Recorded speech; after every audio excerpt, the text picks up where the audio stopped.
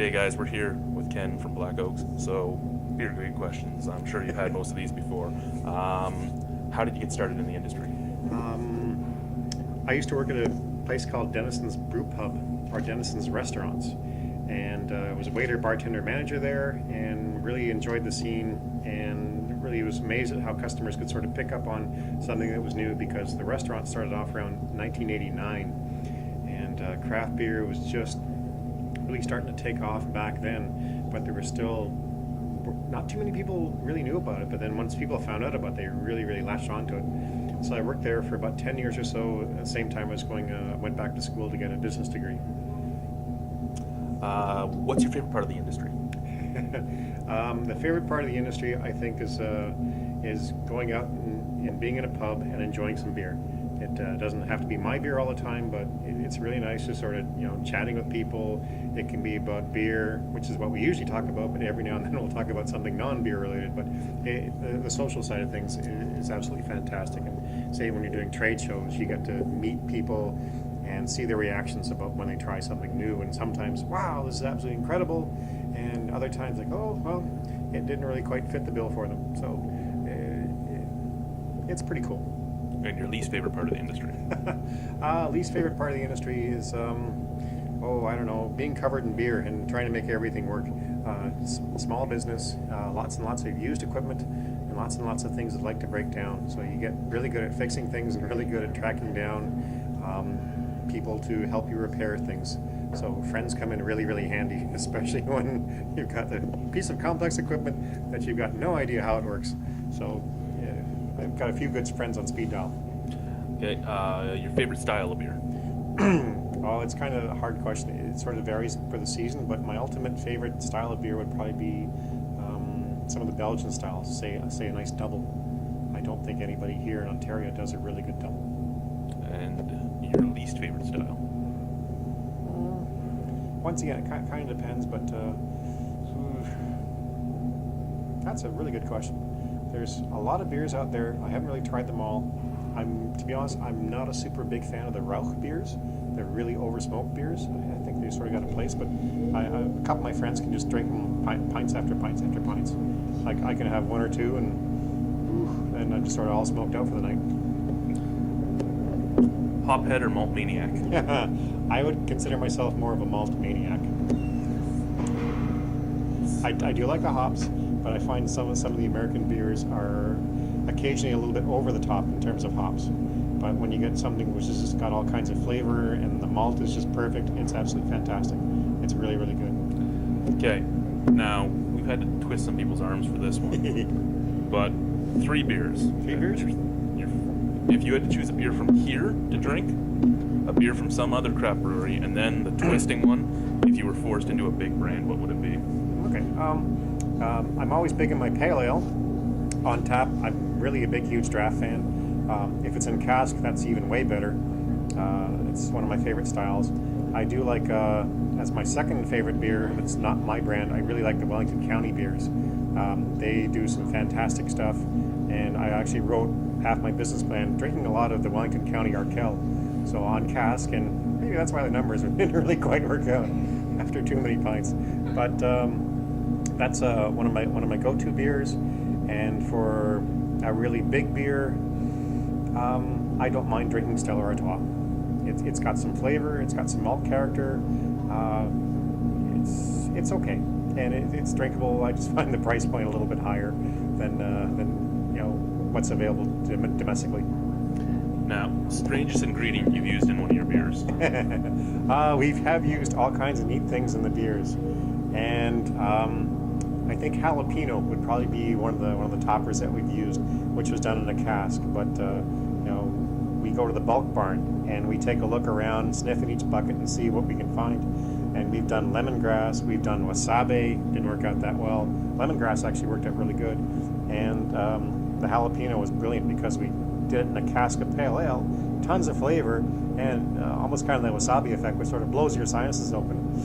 And then it was great. So if you had a cold, you'd be perfectly healthy after your second sip. I'm kind of sad I missed that. I've been looking for a good chili beer of any type. Well, we can do some again. A friend of mine, he's got a garden down in Burlington, and this year he should have a good crop of jalapenos. So I'm hoping to harvest up a whole bunch because it was serendipity. I went down there and said, I can't find any jalapenos, and I was dropping off a keg of beer for his house. I said, well, turn around, take a look at that bush. Is that okay? Like, and like they were perfect, and the flavor was great, and the brewmaster was wearing his gloves and his body shield and a face mask and cutting them up very carefully. So, and they all went into the cask, and they were all fantastic. If you weren't doing this, what do you think you'd be doing? I don't know. This is basically a 7x24 occupation. I am a professionally trained accountant. It's not so much fun doing all the spreadsheets and all the number crunching, but I don't know. To be honest, I think I'd like to go into teaching. So if I wasn't doing this, I'd be some type of teacher, ideally business, potentially marketing, how to fix and repair things with duct tape, but probably one of my best courses. And lastly, any advice for anybody that wants to get into the industry? Advice for getting into the industry: be prepared to lose a lot of sleep, and that's, if you're doing a business plan, triple the amount of money you might conservatively think that you'll need, and then multiply by 4 your timeline for when you have product out in the market, because it's a big, huge learning curve.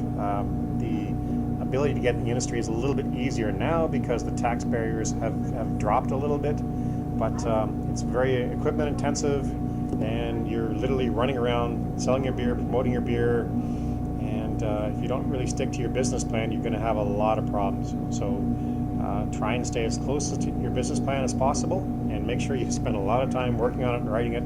If you can, go work for another brewery and learn how it's done before you actually get out on your own.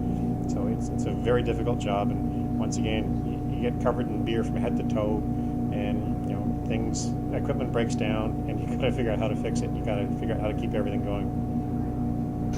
Hey everybody, we're here with Ken at the Black Oak Brewing Company in Etobicoke, and we're going to go for a little tour here.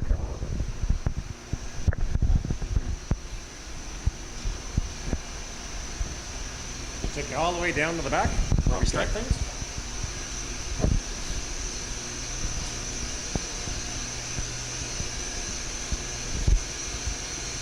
Simon the Brewmaster doing a crossword? Good, how are you? He's working on the brew sheet. We get all of our grain in bags. So the majority of our malt is all Canadian 2-row malt that comes from North Saskatchewan. And then we do get specialty malts in from the UK and from Germany, and sometimes some different places down in the States, just depending on the style and the type of beer that we're going to be making. There's a malt mill way over there in the back. It's a nice Roscamp malt mill, so it'll grind everything up to the right size. And then there's an auger which will bring everything up into the brew house. And we have 3 vessels right here. We have a mash tun right in front of us. Then we have a hot liquor tank in the middle, and that's basically just a big, huge hot water tank. Sounds cool when you say hot liquor. And then on the far side, there's the brew kettle. And all these vessels over here in front of us are all steam jacketed. And we have our boiler and utility room right beside, so it works out very, very well. And we got lots of nice floor drains, which sometimes are in the right spot, sometimes they're not in the right spot. So we do a lot of squeegeeing to keep all the water in the right spot. And we are doing a brew today. Simon's making up a batch of nut brown ale. So we got the mash and into the mash tun at around 7:30, 7:45 or so. And it's cooking up really well. Brewmasters don't like it when I use those terms, but you can see a whole bunch of the steam coming out, and once again, it smells fantastic. It certainly does. It's one of the nicest things about coming in when we're making beer. Just get a nose full of really fresh malt. It just smells fantastic. The other thing that we do is once we're finished up with the spent grain, we've got these huge buckets right here, and the buckets will be used we basically just manually put everything out and throw it on a skid, and then we wait for our farmer to show up. The farmer takes it away, and he's got some prize-winning rodeo bulls. So he feeds them, and I think they've got a better diet than we do. They're all special fed, special mix, special blend, and he has a lot of fun driving over Ontario and Quebec to all the rodeos. So we get some really good stories, and super good guy. And he takes it away, and it gets reused, which is fantastic. And the stories that come back are really good too. But back to the brew. So all the sugar conversion is going on inside the mash tun. So all the starches that are present inside the grains are going to be converted into basically a sugar solution. Then that'll go across into the kettle. And then once we get the kettle at the right gravity, we'll get this nice rolling boil going. And we always brew to gravity, so we're always trying to get a specific sugar content. And as you can see on the table over there, Simon's doing a gravity right now for pulling out the sample. And you can just see that's the mixture of the Prairie 2-row grain that we use, and also a bag of chocolate malt, a little bit of toasted wheat, and some caramelized malts that we used in there as well. And it actually tastes really good just like that too, so it's pretty incredible. So Simon's going to brew it up for about 90 minutes or so with a nice rolling boil in the kettle, and during that time he'll be adding in the hops. The bittering hops go in at the start, and then the aroma hops will go in usually towards the end, maybe the last 15-20 minutes of the brew, and it really smells good when that goes in as well. So once again, it's really nice when that happens. And after the 90-minute boil approximately, it'll go through the heat exchanger and then get transferred up across the ceiling over to our exchange station where we can put in any one of the tanks. And we've got some small tanks in front of us, which are 2,000 liters, and the brew house is 2,000 liters, and we've got some taller tanks in the back, which are 4,000 hectoliters. So double batch tanks? Yes. The idea being it was like it didn't cost that much to get bigger tanks made, and double batch brewing works out really, really well for us economically. And you want to go over and see some beer fermenting, because I think we still got some stuff fermenting on that side.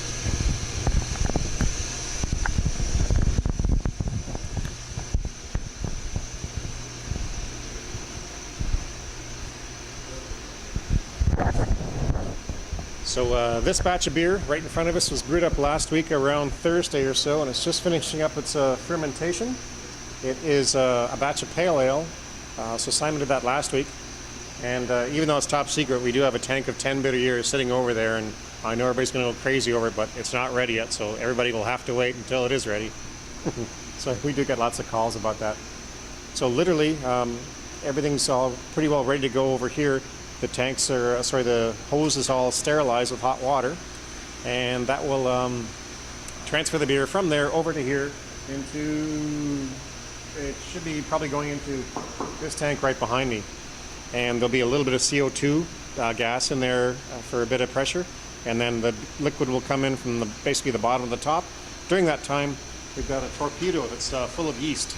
So this has been harvested off of the last batch, and that'll go in line through the hose into the tank. So as the beer goes by, it's getting this little continuous dose of yeast, and instead of dumping all the yeast in at once, you get more surface area, more exposure, and it takes off a bit faster. It gives the yeast that nice little bit of accelerant to get it going. And so because we have an event tomorrow, and we don't have our other brewers not able to come in, instead of doing 2 brews today, Simon will be doing 1 brew today to fill up half the tank, and then he'll be doing another brew first thing tomorrow morning to fill up the other half a tank. And then we're having a hop rub tomorrow. Good old-fashioned hop rub, where we have one of our suppliers coming up from Washington State. Her and her husband are going to be coming in. They're bringing all kinds of different varieties of hops. So we're actually bringing in lots of the other brewmasters and brewers from all over Ontario to come down here and rub this stuff and give it a sniff and see all the different flavors and all the different aromas that these new hops, or hops they haven't even tried yet, have. And we did it about 3 or 4 years ago at the Granite Brew Pub. It was a lot of fun, but it really destroyed the carpets. So they thought it might be a better idea if we did it here at a brewery. And since we also help out Bob Latimer from Beer, Wine, and Filter, who's a hop importer, we could just do it here. We put everything up on skids, and it's going to be really, really interesting. And it'll be a very good technical seminar for all the beer professionals. And so I'll be running around taking pictures and having a lot of fun as well. We're also bringing in Burger Bar for some catering. So it's going to be a good day. But once again, we got to clean everything up. So I'm on washroom detail. So this afternoon, I got to get all the washrooms all cleaned up. So it's a very glamorous industry, covered in grain and dust, and it's not a good day unless you're covered in beer. So very, very, very critical thing to do. So the second brew will go into the tank tomorrow, and it's going to ferment it around room temperature. And the noisy machine that just kicked on in the back way over there is a glycol chiller, because these tanks in the center are all jacketed, and we use glycol to control the temperatures. So if it gets a little too hot, the valve should open automatically, and the tanks will sort of maintain temperature. But then once the beer is finished up its fermentation, we want to age it. So we're going to use the glycol to cool everything down, and then that'll stop the fermentation. So basically the yeast will fall asleep. And we drop it down in, say, 2 to 3 degree increments over a period of 2 or 3 days, and then we'll let it age for another 7 to 10 days. So ideally, between grain going in there and getting ready for packaging is about 2 weeks for our ales, and we try not to go anything short than that. Especially during the busy season, we want the flavor to be there, and then we'll also use a filtration unit, which is way over there behind you. It's a Spadoni filter, and it's a pretty good little machine right beside my old bottling machine. Just for sale if anybody wants to buy it. So what we'll do is we'll use that, and it'll be set up either on this side or on that side, depending on which tank it's coming out of, and then it'll go into one of our 2 bright beer tanks, which are packaging tanks. So I guess we'll walk back around that way and then go take a look at the packaging tanks and the packaging line.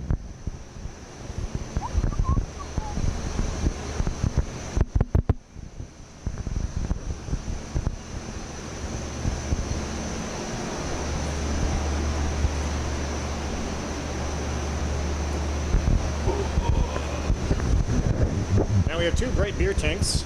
And a bright beer basically just means that the beer has been filtered and it's ready for packaging. Literally, these things are really big kegs of beer, which is why we have the floor drain so close by. Comes in very handy. We're also actually carbonating the beer right now in front of us. That's a batch of pale ale that just got filtered in there on Tuesday. And we also managed to get the other tank emptied full from nut brown. So we try and use nut brown in one, pale in the other. And it depends on the seasonal beers we're doing as well. So this has made things a little bit easier for us having an extra packaging tank. So it's helped us increase our capacity and not run out of beer quite so often, because unfortunately we still keep on running out of beer, and we're trying really hard not to, but we're encouraging everybody to take smaller sips, but no one's listening.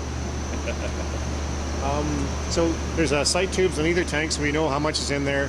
And then ideally what we do is, after it's carbonated, we've got a big, huge liquid CO2 tank in the back, and just bubbles up, and cold beer will suck up all kinds of CO2. We don't like it too fizzy, so we'll only go for about 2.5 volumes of CO2. So if this is 1 tank of beer, it's got 2.5 volumes of CO2, or 2.5 tanks worth of CO2 in there. Say larger breweries, or say a lot of the import beers have got anywhere between 3 to 3.25 volumes, so they just extra fizzy, really, really gassy. Yeah. And we try and bottle off the top part of the tank first, and then keg off the bottom part. So we have our bottling machine right behind me. It's a Maheen, it's a 6-head filler. It's nice working with a piece of brand new equipment. The old one was a used bottling machine. It was incredibly fussy. Did put a whole lot of new parts in it, but we could make it work really well. It was just slow. This thing will do a 6-pack basically every 10 seconds. And that's kind of nice. So literally we can get a 2-4 done in around a minute or so. And for 3 people operating, so 1 person loading, 1 person, like usually me, hitting the labeler, trying to make sure the labeler's working properly. My labels are always kind of crooked and wonky. Yeah, just the way things are. And then we also have a pack-off table over there, and we usually have all of our boxes popped in trays, and ideally it's supposed to be 6 bottles in a 6-pack. I always try and insist on that. And then we glue them shut with a hot glue gun, and we've got an old patio brick there that we've painted up, and that goes on the top just to hold things down, and then it just sort of slides forward, and then it piles up on a skid, and then eventually it'll go into the big, huge beer fridge right behind me.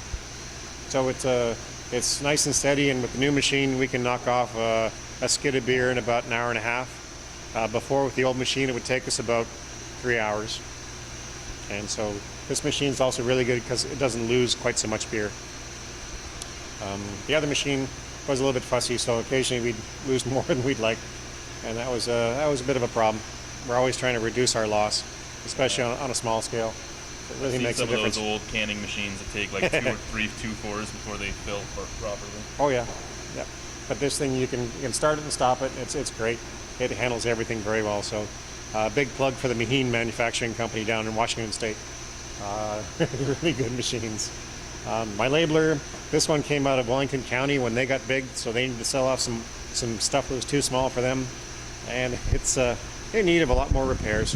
And it's kind of fussy, but I do spend a lot of time cleaning and working on that. And Jorg's has taken out a whole whack of kegs for first of 3 days, 3 big delivery days.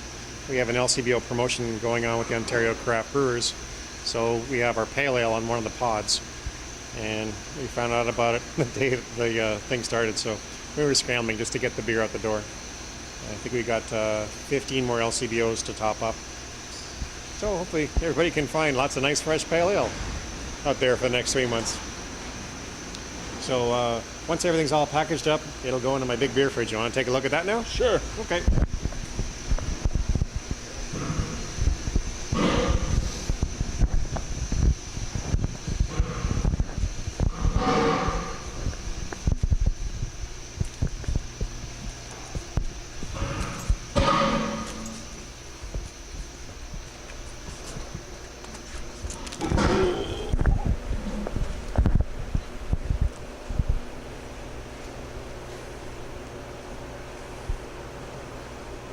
So this is where we store all of our finished goods.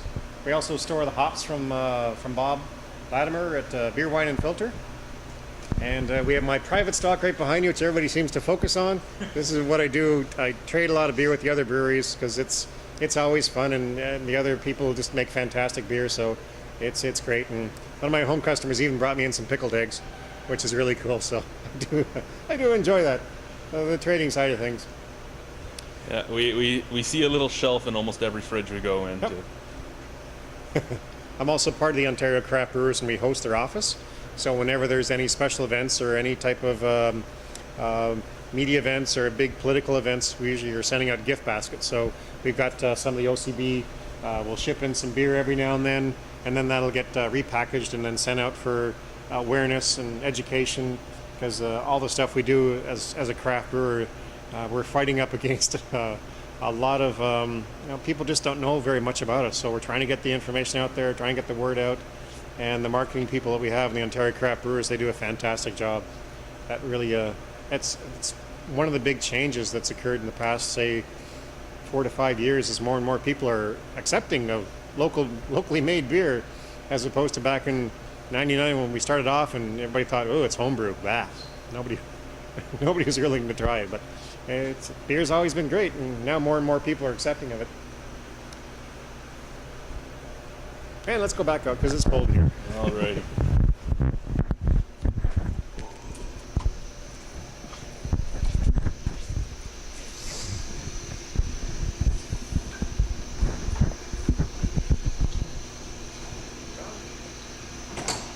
And like any brewery, I've got all kinds of junk left over. The old fridge that we had out in Oakville, the majority of that is up on the ceiling, and then we've got little bits and pieces of leftover insulation. Just we try and reduce and recycle and reuse as much as possible.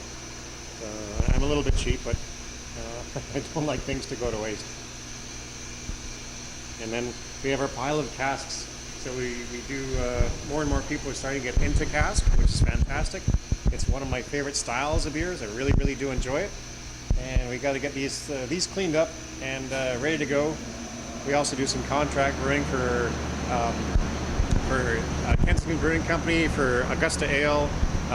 Paul Dickey comes in and makes his Cheshire Valley beer here with his tank. And we also are helping out with Sawdust City, which is a virtual brewery until they get the thing built somewhere up in Bracebridge. So Sam comes down here and makes his beer here, and then he shows up and delivers it all over the place. So there's always a lot going on.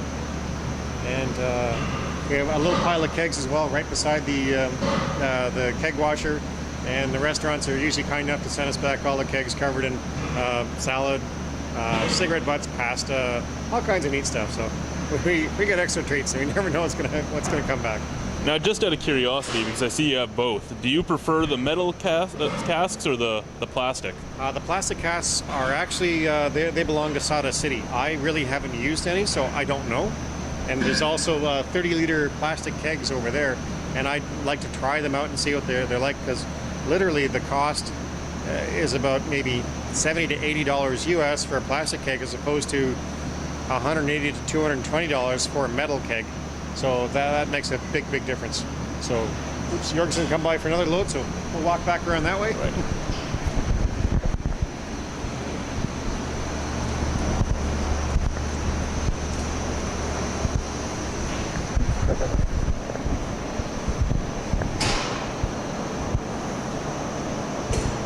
And that's pretty much how we make beer.